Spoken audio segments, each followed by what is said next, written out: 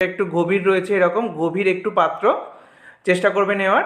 তো শিরাটাকে রেখে দিয়ে এবারে আমি ছানা কাটানোর জন্য দুধ দেব।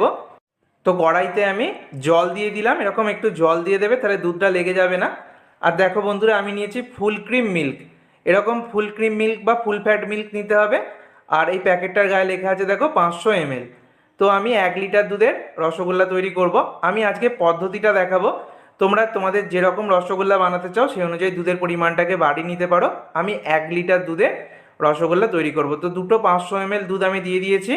এবার এই দুধটাকে একভাবে নাড়তে থাকবো, নাড়া একদম বন্ধ করব না। দুধটা যখনই ফুটে উঠতে শুরু করবে তখনই গ্যাসের ফ্লেমটাকে বন্ধ করে দিতে হবে। তো দেখো দুধটা ফুটে উঠতে শুরু করেছে, এবার আমি গ্যাসের ফ্লেমটাকে বন্ধ করে দিলাম। এখনও পর্যন্ত কিন্তু আমি ছানা কাটানোর জন্য কোনো কিছু ব্যবহার করিনি।